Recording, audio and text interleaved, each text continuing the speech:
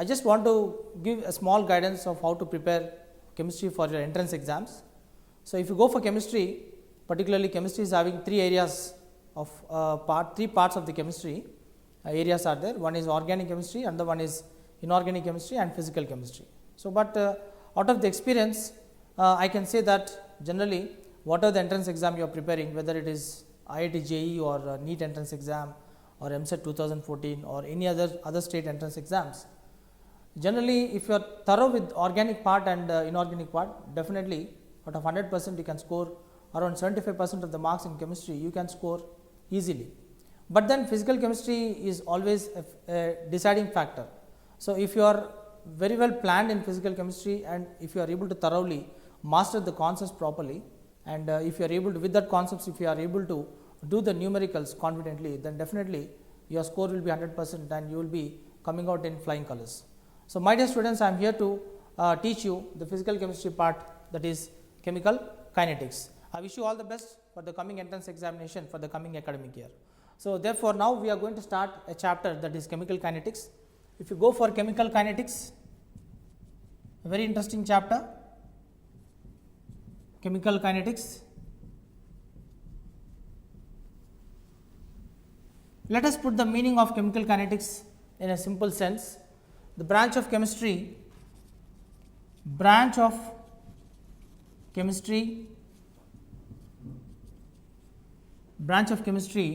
which deals with the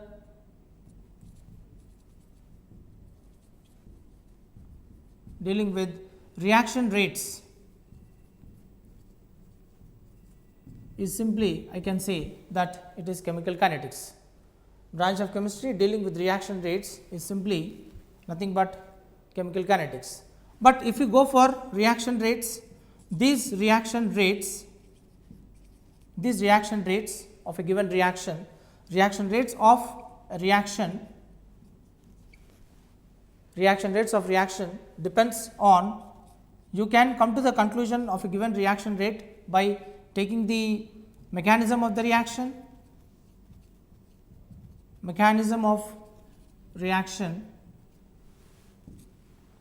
one is mechanism of the reaction and the other one is factors affecting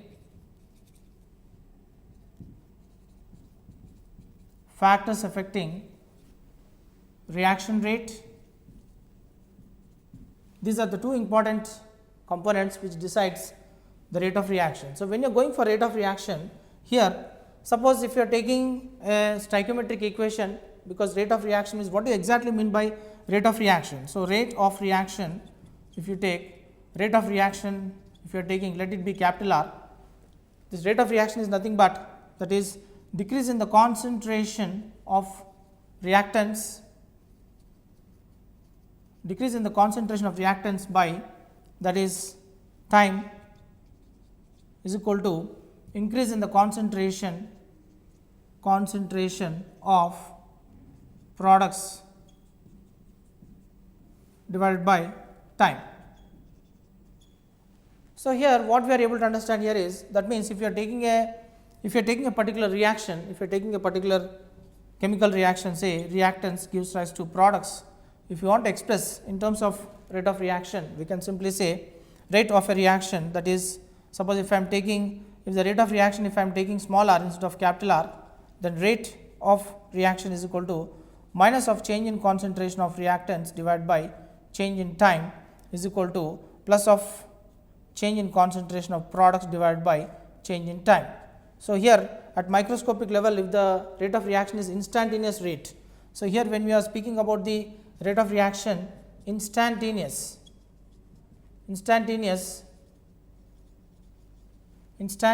reaction, if you are taking, then the small d is going to be applicable, that is the smallest change with respect to small d, and average rate of reaction we are going to take, that is delta of the concentration of the reactants as well as concentration of the products. So, this expression small r is equal to minus of change in concentration of the reactants by change in time is equal to plus of change in concentration of the products divided by change in time is actually applicable for instantaneous reaction.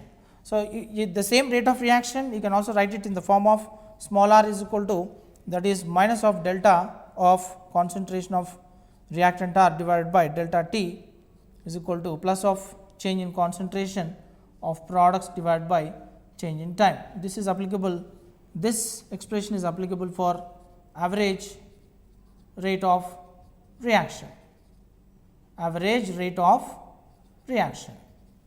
So, that means here now we were able to derive something about the rate of reaction with respect to reactants and products, and based on this, now suppose if we take one generalized equation, suppose for example, if I am taking one generalized equation, A moles of A plus B moles of B gives rise to C moles of C plus D moles of D, small d into capital D. I mean here you can take this is the stoichiometric equation, this is a general equation. To understand the rate of reaction, this is general equation. If you are taking this as general equation, that is here small a comma small b, small a comma small b are the molar coefficients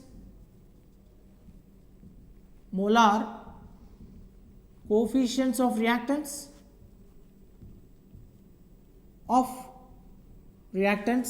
and small c comma small d are the molar coefficients of, that is, products, molar coefficients of products. So, here and here if you go for capital A and capital B, go for capital A and capital B, apart from this going for capital A and capital B, these are the concentration of the reactants,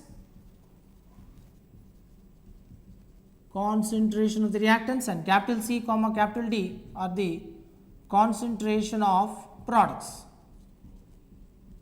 So, however, whatever is the case, suppose again if you go back to this equation in the rate of reaction, if you are taking the rate of reaction, you are finding that we are using one negative sign with respect to reactants and we are using a positive sign with respect to products. That means, it is a very clear thing, it is a very clear process that as long as the reaction progresses between reactants and products, definitely there is a decrease in the concentration of the reactants such that there is increase in the concentration of products. This minus indicates that there is a decrease in the concentration of reactants and there is an increase in the concentration of products. I mean, if you plot a graph taking, if you are plotting a graph taking time on x axis and concentration of reactants, R stands for reactants, then you find that as the time progresses, you find that definitely you are going to get a curve, hyperbolic curve you are going to get, and this curve itself indicates that definitely there is a decrease in the concentration of reactants as the time is progressing.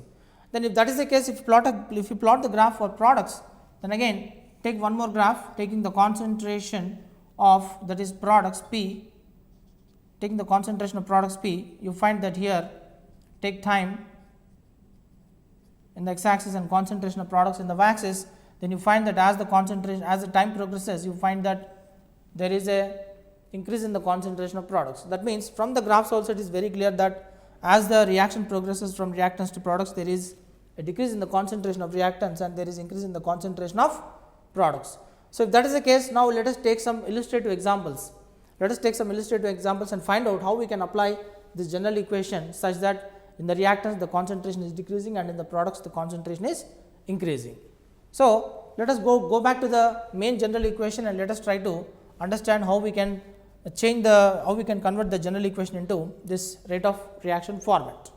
So, if that is the case, all the molar coefficients, that is small a, small b, comma small c and small d, they are reciprocated, and with the help of reciprocation we can understand how the concentration is decreasing in the reactants and how the concentration is increasing in the products. So, let me repeat the general equation, that is small a moles of A plus small b moles of B gives rise to small c moles of C plus small d moles of D. So, from this general equation, what we need to understand here is these two are reactants, capital A and capital B are reactants and capital C and capital D are products, P for products, R for reactants. So, if you want to write this in the form of rate equation, small r is equal to all the molar coefficients, they are reciprocated, but these are reactants. So, definitely there should be decrease in the concentration of the reactants. If there is a decrease in the concentration of reactants, so take the negative sign, minus of 1 by A into change in concentration of A divided by change in time is equal to, again minus of 1 by B into change in concentration of B divided by change in time is equal to, that is plus of 1 by C, that means all the molar coefficients they have to be reciprocated. So, this is concentration of change in concentration of C divided by change in time is equal to plus of 1 by D into change in concentration of D divided by change in time. This is how you have to write the rate equation for the given general equation.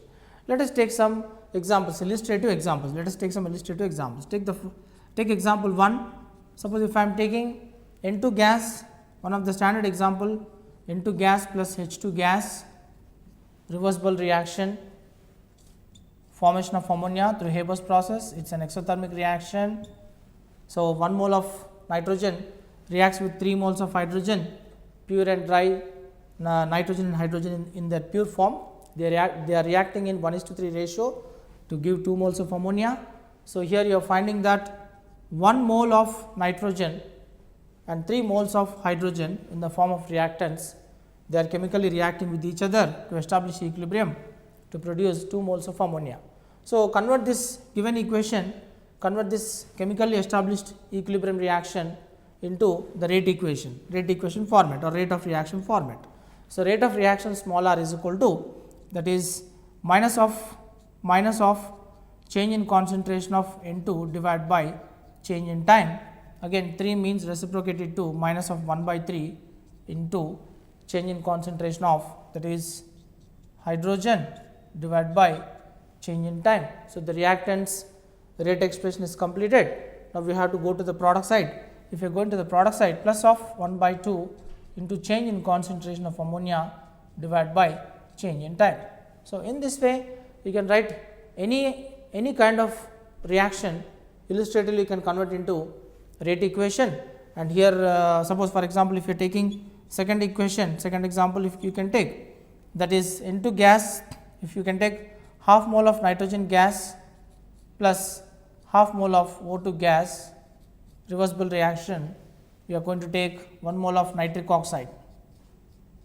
1 mole of nitric oxide gas is obtained. So, if that is the case, if you want to obtain the rate equation, rate of reaction is equal to, this is minus of 2 by 1, because 1 by 2 is 2 by 1 minus 2 by 1, that is into change in concentration of N2 divided by change in time is equal to, same thing repeats even in the one more reactant, that is oxygen. So, minus of 2 divided by 1 of change in concentration of O2 divided by change in time is equal to, that is equal to, again go to the product side. We have nitric oxide, nitrogen monoxide, neutral oxide. So, therefore, take this nitrogen monoxide, nitric oxide, it is a product. So, therefore, change in concentration of nitric oxide divided by change in time. So, what you need to understand here is, when there is a decrease in the concentration of reactants, there is also increase in the concentration of products. If that is the case, whenever there is a decrease in the concentration of reactants, that means it is called rate of disappearance. That means with respect to, suppose for example, if I am writing an equation, if this is reactant and this is product separated by an arrow, if you take the reactants, minus of change in concentration of reactants divided by change in time is equal to plus of change in concentration of products divided by change in time. So, if that is the case, I can say that this component is rate of disappearance, and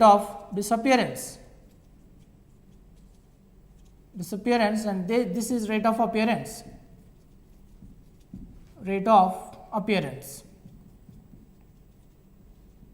Suppose illustratively, if you are taking in the example 1, we have minus 1 by 3 of change in concentration of H2 divided by change in time is equal to plus of 1 by 2 of change in concentration of ammonia.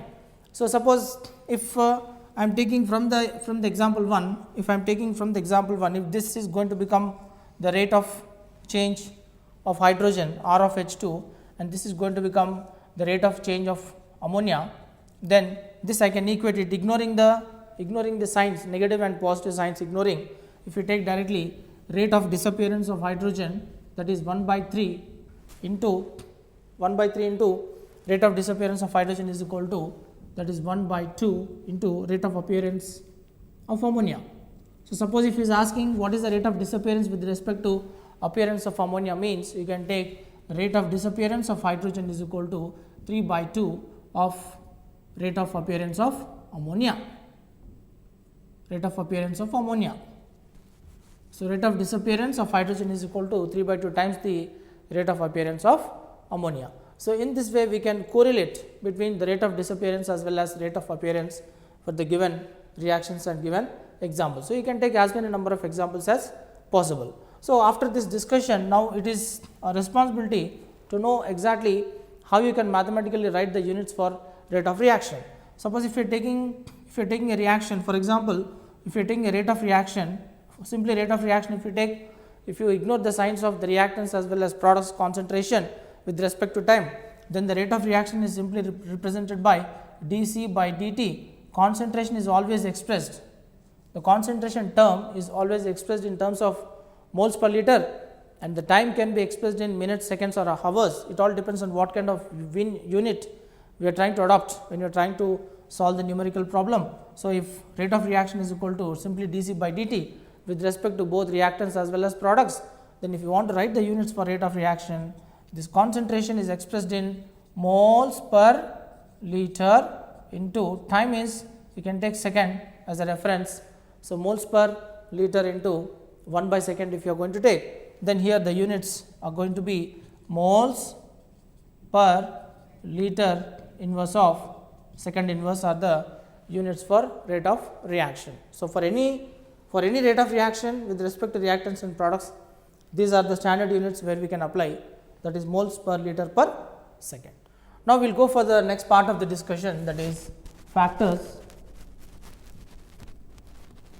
affecting rate of reaction. We are going for the factors affecting the rate of reaction. Here there are 4 important factors. First one, nature of reactants. Let us learn one by one all the factors. So, let us have some brief discussion about the factors affecting the rate of reaction. That is, the first factor is nature of reactants. When you are going for the nature of reactants, here reactants are basically of 2 types. One is reactants involving ionic reactants. Reactants means you can take both reactants and products actually, but because the rate actually depends only on the concentration of the reactants, I mean the rate always depends only on the reactant components in general. So, that is why we are specifically mentioning reactants, nature of reactants. Nature of reactants means like ionic molecules, let me put it like this, ionic molecules, I can take ionic molecules and covalent molecules. Generally, when you are taking ionic molecules, you find that the rate of reaction in the case of ionic molecules, the rate is fast. Rate is fast because in the ionic molecules there is no involvement of making and breaking of bonds. For example, if you are taking NaCl solid and when you are dissolving it in water, it becomes NaCl aqueous, no doubt about it, but NaCl aqueous if you take, it dissociates into, that is Na plus of Cl minus, but then it will not lose its chemical identity. That means, there is no question of any breaking of bonds here. In the case of ionic molecules, we are not exactly breaking the bonds. Once the salt is dissolved in water, the salt by itself it undergoes dissociation, it will break its lattice and spontaneously it forms ions. So, there is no such breaking and making of bonds involved in the case of ionic molecules. But if you are going for the covalent molecules, yes, there is an involvement of making and breaking of bonds. So, here in the case of covalent molecules, rate you take, rate is slow. It is slow because involvement of breaking and making of bonds. That is why the rate of reaction is slow. So, suppose let us take some examples for covalent molecules. Let us take some examples. Suppose if I am giving you A, for A if I am taking N2 gas plus O2 gas N2 gas plus O2 gas. I am just highlighting all the bonds over here. This is a gas, be careful, N2 plus O2 gives rise to, that is NO2. NO2 means, say I am giving you the structure like this for NO2, because nitrogen is pentavalent, it has 5 valence electrons. So, one of the electron is still there in the formation of nitrogen dioxide. So, I mean what exactly I mean to say is that N2 plus O2 gives rise to NO2 gas, say for example. If you are taking NO2, then balance the equation, take 2 over here. Yes, that means the molar coefficient is 2 here in the case of oxygen molecule. 1 mole of nitrogen is reacting with 2 moles of oxygen to give 2 moles of nitrogen dioxide. That means, if you are taking all the bonds into consideration, if you take all the bonds in the reactants and all the bonds in the products, for example, in the reactant side, here we have 3 bonds between 2 nitrogen atoms, there are 3 bonds between 2 oxygen atoms, there is a double bond means 2 bonds, 2 into 2 taken total, you take it as 4. And here in the case of nitrogen dioxide, there are 3 bonds are there, 3 into 2 6. So, you sum up everything now, 3 plus 4 plus 6, this is 10. So, total 13 bonds are involved. Keep it like this, let the rate of reaction for the first reaction be R1. Now, suppose if I am taking another reaction, say for example, I am comparing it with like H2 gas plus I2 gas gives rise to reversible reaction 2HI gas. If I am taking here between two hydrogen atoms in the hydrogen molecule, if you take hydrogen molecule, hydrogen is a single bonded covalent molecule, iodine also is a single bonded covalent molecule, and hydrogen iodide is a halo acid. So, therefore, H2 contains one single bond and also iodine contains one single bond, therefore, it gives that is 2 HI. So, if you sum up all the bonds, here we have one single covalent bond, here you have one single covalent bond, and here you have 2 covalent bonds altogether. So, if you sum up, you are going to get altogether, that is 4 bonds are coming up here.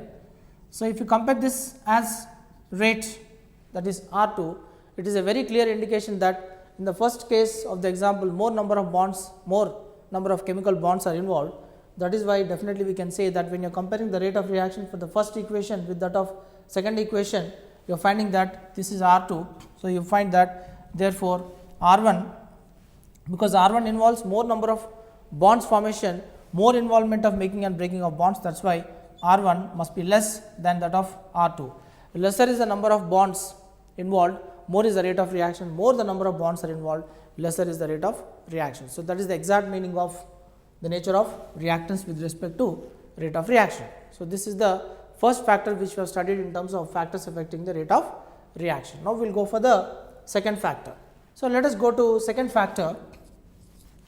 Second factor is, that is effect of concentration. Effect of concentration. Actually, in this effect of concentration, we are going to learn something about rate equation. We are going to discuss about the rate equation. We are going to discuss about the molecularity of reaction, and we are going to discuss about the order of reaction. So, what do you exactly mean by rate equation? In the effect of concentration, what do you exactly mean by rate equation? Rate equation actually gives the empirical relationship, the relation between the rate of reaction, rate constant, and concentration term. These three, they are empirically related in a rate equation. That is, for example, if I am taking, suppose A gives rise to products. When I say A gives rise to products, imagine that n moles of A is acting as reactants. These reactants are getting converted to products. The rate of reaction always depends upon the concentration of reactants only, but it will never depend upon the concentration of products. So, keeping this point in your mind, if you want to write the rate equation, so small r, rate of reaction is directly proportional to concentration of A. Whatever the molar coefficient is there, that molar coefficient you can raise it to the power. When you are raising it to the power, you remove the proportionality, you are going to get a constant r is equal to that is K into concentration of A to the power of n. This is the rate equation. So, in this rate equation you are able to empirically relate between rate of reaction, rate constant, concentration term to the power of n. This power of n actually gives us the order of reaction. So, order of reaction we are going to learn in the subsequent discussion, but as of now the rate equation is empirically, in the rate equation we are trying to empirically relate between the rate of reaction, rate constant and the concentration term. So, if that is the case, in the effect of concentration in general we can just give one generalization. As the concentration increases, in general, as concentration of reactant, as the concentration of reactants increases, rate of reaction to rate of reaction increases. So, that is a direct relationship. So, suppose if you take some reaction, suppose some examples, I want to continue with some examples. Suppose if I am taking A plus P gives rise to products is one reaction, I am taking the molar coefficients as 1 and 1, then in the, so for this if I want to write the rate equation, rate of reaction is equal to rate constant into concentration of A into concentration of B, assuming that powers equal to 1 and 1, molar coefficients are 1. Sometimes if the rate of, suppose if you are taking one more reaction, 2A gives rise to products, say for example. If you are taking 2A gives rise to products, then rate is directly proportional to concentration of A. Now, the molar coefficient is 2, so that molar coefficient has to be raised to the power of 2. So, therefore, R is equal to K into concentration of A to the power of 2. So, in this way you can write whatever the number of illustrative examples you are taking, you are able to take, you can just formulate them in the form of rate equation. Suppose for example, if I am taking, say one more example if I take, so suppose some live examples if you take decomposition of PCl5, phosphorus pentachloride. Take the phosphorus pentachloride gas, it decomposes to give PCl3 plus Cl2. So, what is the rate equation means R is equal to K into concentration of PCl5 whole power of 1. So, that means here rate of reaction is equal to rate constant into concentration of phosphorus pentachloride to the power of 1. That means, from the rate of reaction we are able to clearly relate the rate of reaction, rate constant and concentration term. Now, let us together discuss about this molecularity and the order of reaction. One basic important point between the molecularity of the reaction and order of reaction is, that is, if you go for molecularity of the reaction can be predicted theoretically or stoichiometrically we can predict the molecularity of the reaction, but if you go for order of reaction, never you can predict the order of reaction based on the stoichiometric coefficients. So, order of reaction is always determined experimentally.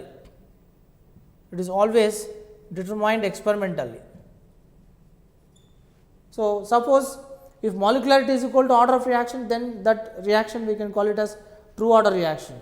But there are few reactions where molecularity is not equal to order of reaction. When molecularity is not equal to order of reaction, then molecularity is not equal to, that is, order of reaction, then such condition we call it as pseudo order reaction. So, when you are going for the order of reaction, what do you exactly mean by order of reaction? Order of reaction is nothing but the sum of the powers of the concentration terms. R is equal to K into concentration of A to the power of n into concentration of B to the power of m, if I take, where n and m are the concentration powers of the concentration terms. N is the order of A and m is the order of B. It all depends what kind of values you are trying to substitute, depending upon the given data, what data you are substituting. From that we can evaluate n and m, and once you get the value of n and m, we can calculate the order of reaction. So, that means this n and m represents the order with respect to A as well as concentration of A with respect to concentration of B. N is the order of concentration term A, and m is the order of concentration term of B. So, here the order of reaction, if you are going to the order of reaction, never depends on stoichiometry of equation. It is experimentally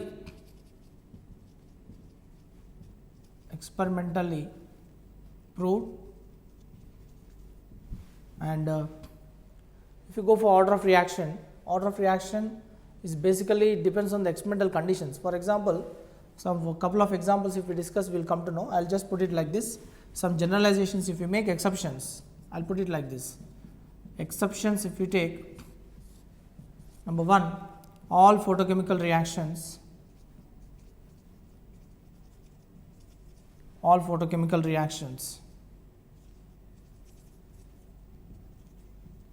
follows first order reactions. All photochemical reactions follows first order reactions. Decomposition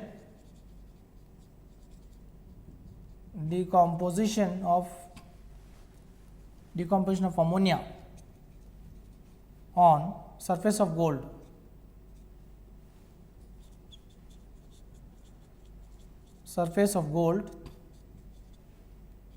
follows decomposition of ammonia on surface of gold follows zero order reaction.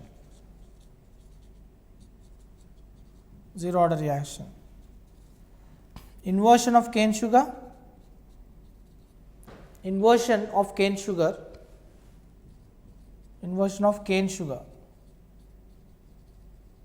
is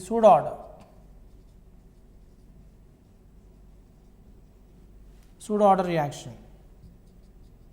So, one by one, if you try to follow the cases, for example, all photochemical reactions follows first order reaction means, for example, if you take decomposition of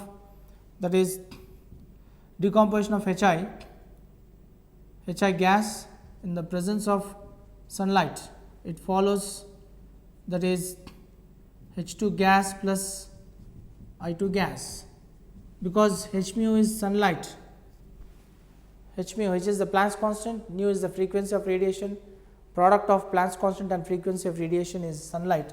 So, it is sunlight photochemical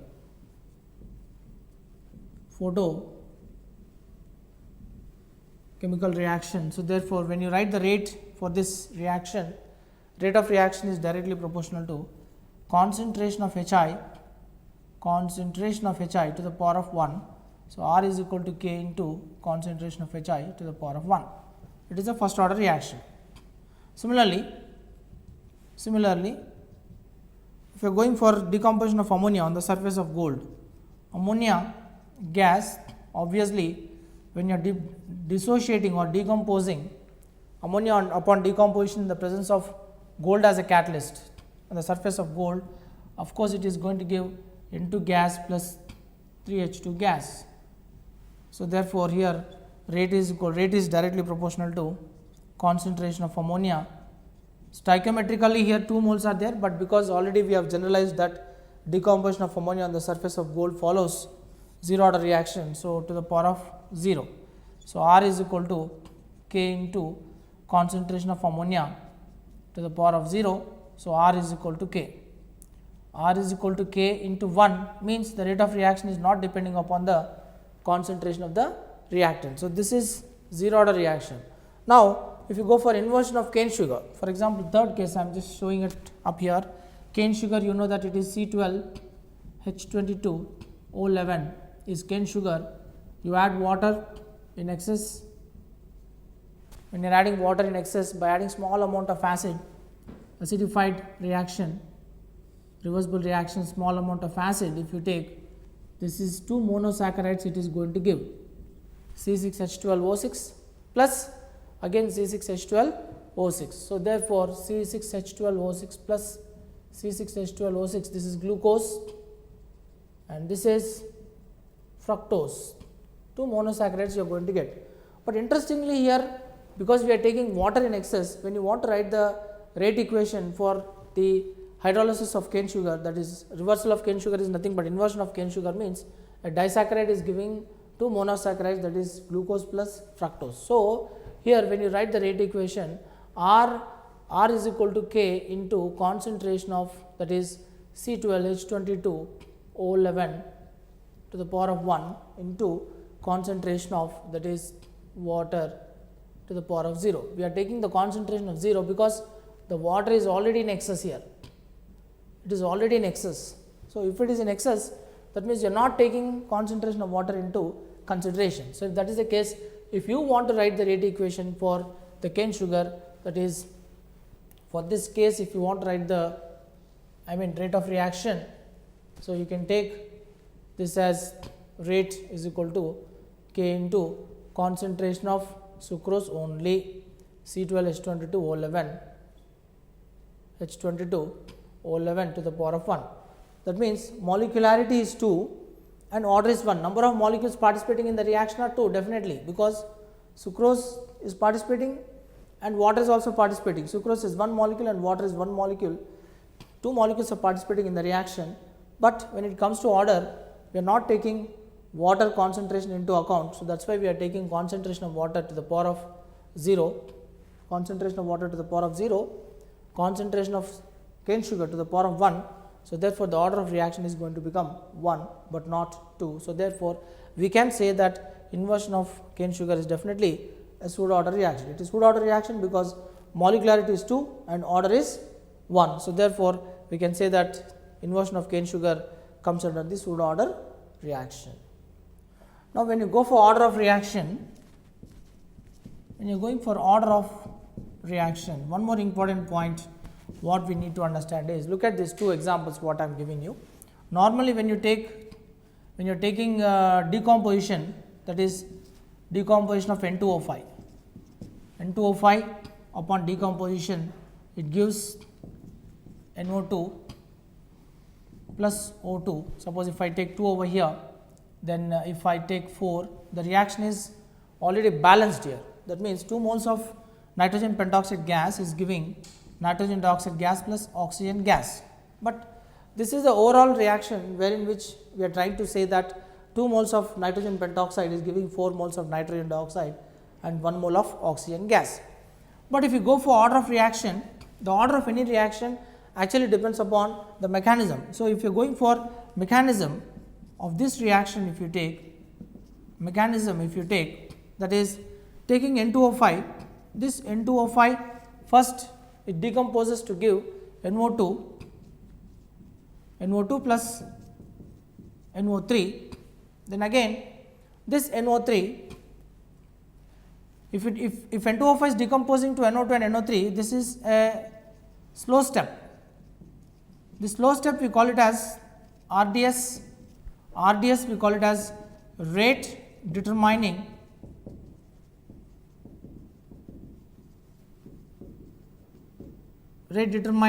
step. So, here if you take the decomposition of N2O5, it is decomposing to give NO2 and NO3, nitrogen dioxide and nitrogen peroxide, it is a slow step, rate determining step. Now, take the NO3 and now you again add N2O5, you are going to get, that is NO2 plus O2. So, you can balance the equation.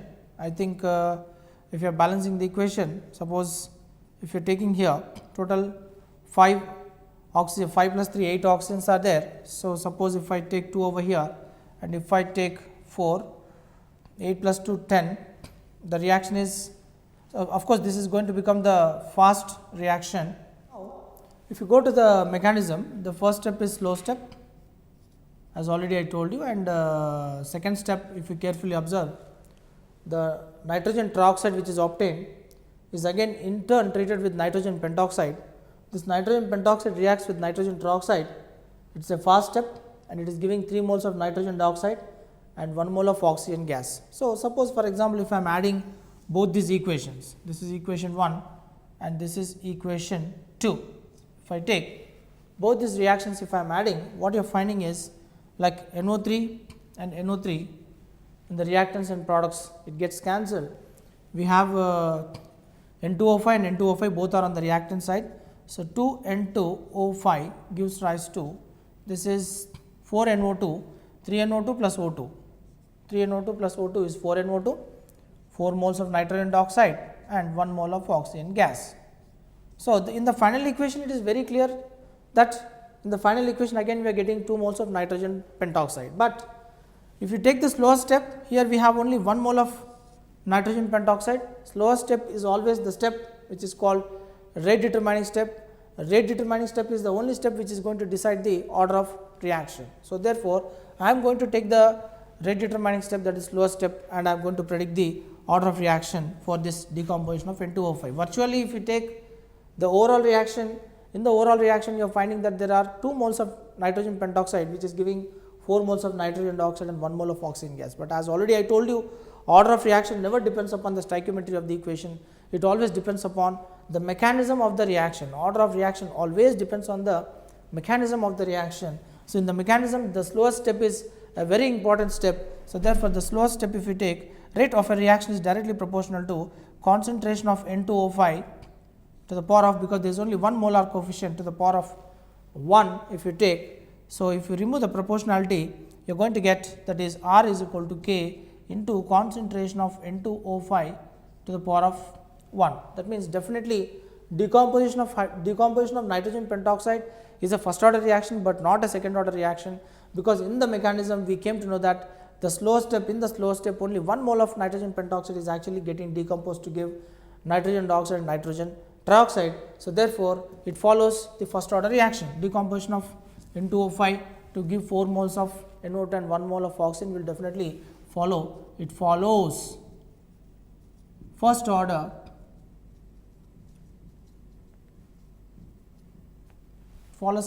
reaction.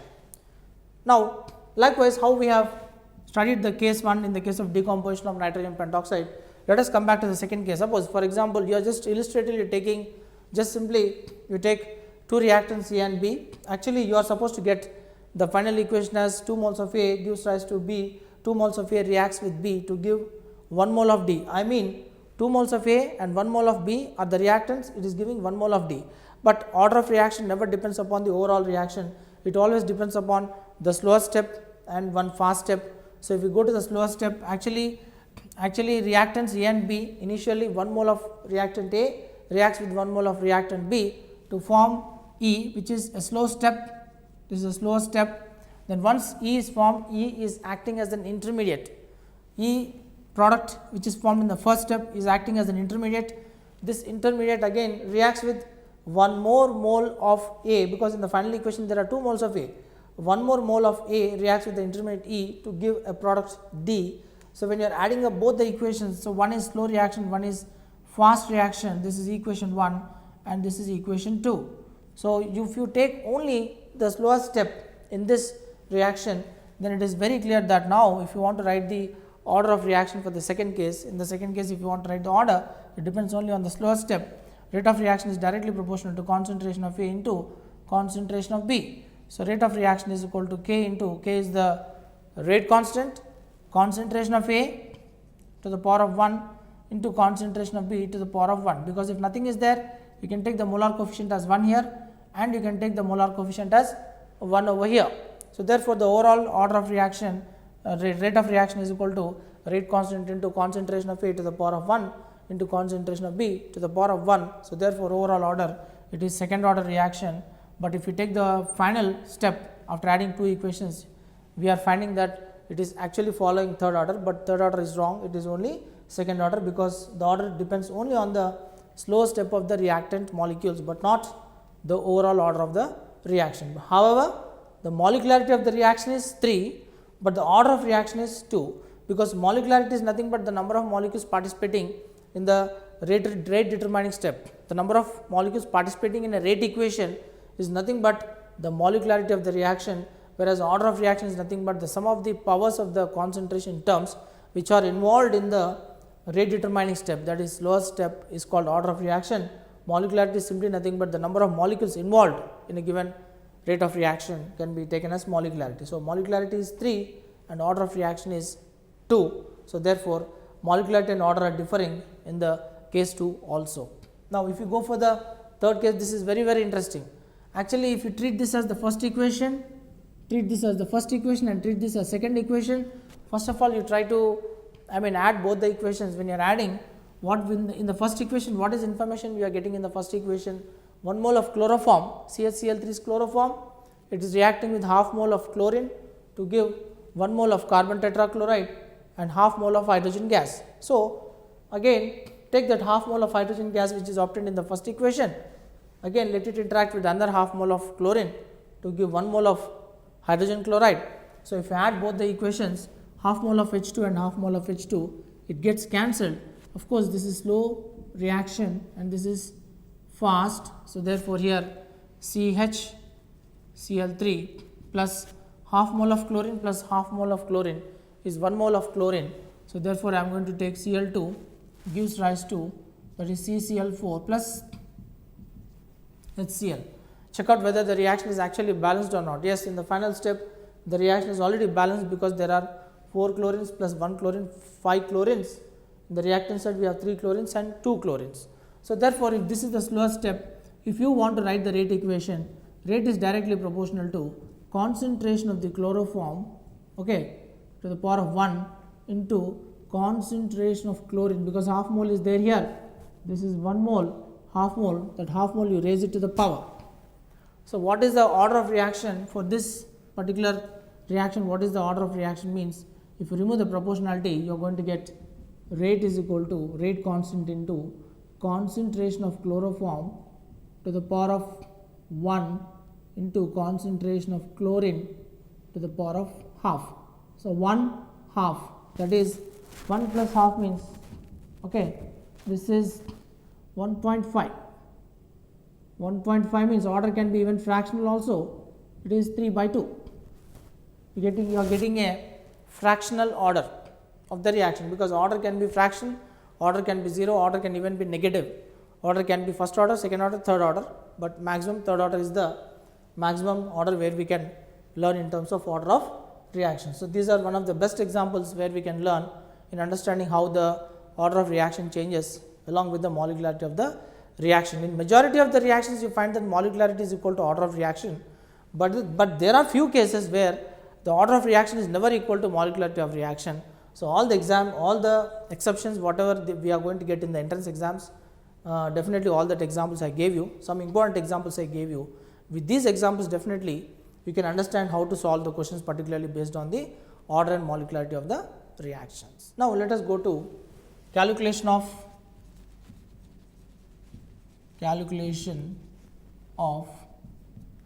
units for nth order of reaction. If you are going for the calculation of the units for nth order of reaction, suppose for example, according to the rate equation, if you take a rate equation, you know pretty well that when you are going for the rate equation, rate is equal to rate constant into concentration of A to the power of n times. Let us take only one concentration term. With that concentration term, you multiply it with the rate constant and is equated with the rate of reaction. In fact, what you need to understand here is K is a rate constant. K is a rate constant. It depends only on nth value. Nth value means n is nothing but the order, nth order. N represents the order. As the rate of reaction increases, the rate constant value also increases. If the rate constant value increases, automatically the overall rate of reaction also increases. So, now here our aim is to write the units for the nth order of the reaction. So, if you want to write the units for nth order of reaction, assuming, let me put it like this, let this be, okay, I am just giving one equation for here, let this be equation A. So, from equation A, if we take if R is equal to K into concentration of A to the power of n. Okay. So, let the concentration term be given by C, let concentration of A be equal to C. If it is C, it should be expressed in moles per liter, So, if I am taking, and moreover let the rate of reaction be equal to dC by dt, assuming instantaneous rate of reaction is equal to dC by dt for both reactants as well as products. Ignoring the small microscopic change with respect to concentration and time, let us assume that rate is equal to C by T. So, on the LHS side I am going to substitute rate of reaction as C by T, and in the product side K into concentration, let the concentration of A given by C power of n. So, take the expression K, now obtain K, because if you know the K value, then automatically the order will come. So, therefore, K is equal to C by T into 1 by C to the power of n. This is going to be equal to, that is C power of 1 minus n into T of inverse. So, concentration is already expressed in moles per liter, already I gave you the units.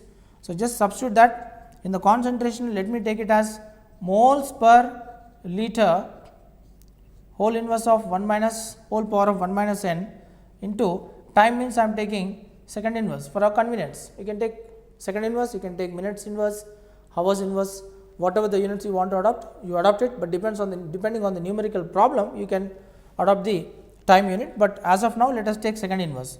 So, this unit again you can expand it as, that is, so here I can write this as mole of 1 minus n, liter of n minus 1, this you know how you got it, of second inverse.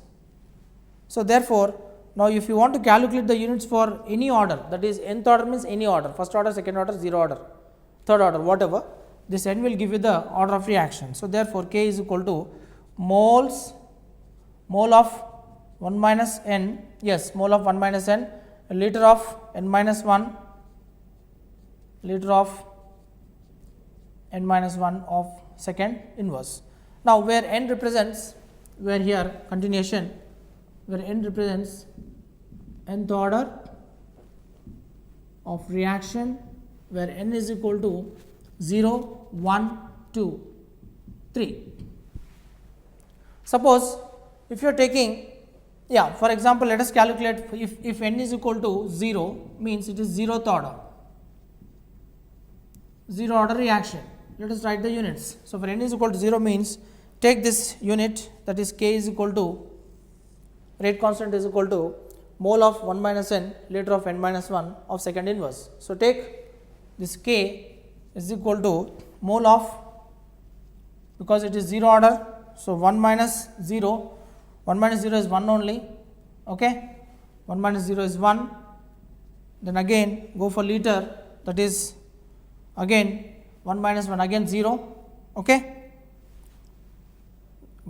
N minus 1 na, n minus 1 means 0 minus 1 means that is liter inverse 0 minus 1. So, minus 1 of second inverse, this is the unit for, that is 0 order, unit for 0 order. So, let us go for unit of first order now. If you are going for the unit of first order, if n is equal to 1, then first order reaction, if you are taking K is equal to, just substitute the same formula here, 1 minus 1, n value is 1, 1 minus 1 0, again 1 minus 1 0.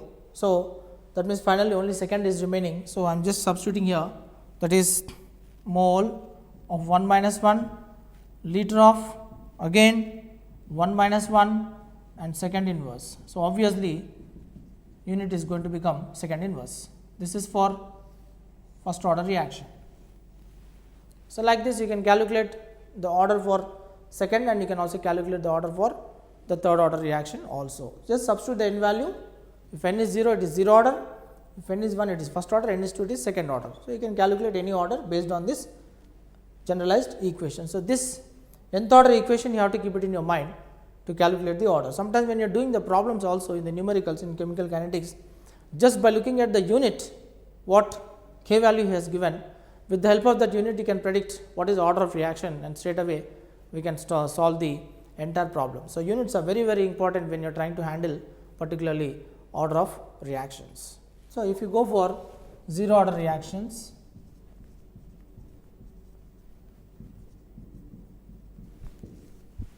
here H2 gas plus I2 gas in the presence of H mu gives rise to 2HI gas.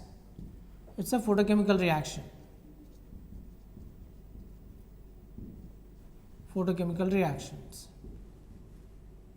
Photochemical reaction, it follows zero order. So, if you want to write the rate equation, R is directly proportional to concentration of H2 to the power of 0 into concentration of I2 to the power of 0, because photochemical reactions, in photochemical reactions the rate of reaction does not depend upon the concentration of the reactant, that we have to keep it in mind.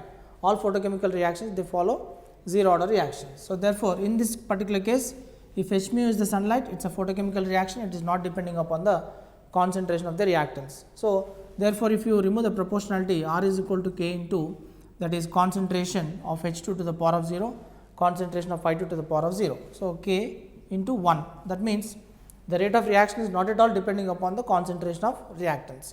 If the rate of reaction is not depending upon the concentration of reactants, then rate constant is equal to rate of reaction. If rate constant is equal to rate of reaction, convert this into an integrated expression for the zero order. That is, if you imagine that rate of reaction is dC by dt, then we can re-expand this as K is equal to, this change in the concentration is taken as C0 minus C divided by T. So, therefore, if you want to obtain an expression, integrated expression for the zero order reaction, for the zero order reaction, rate constant is equal to C0 minus C divided by T, where C0 is the initial concentration. Suppose if A gives rise to products, initial, its concentration is C0, no products have been formed at time t is equal to 0 seconds. Then after final concentration out of C0, say C amount of C moles per liter of concentration of products have been formed at t is equal to, say, some 5 minutes or whatever, then the remaining concentration after final it is C0 minus C is the remaining concentration.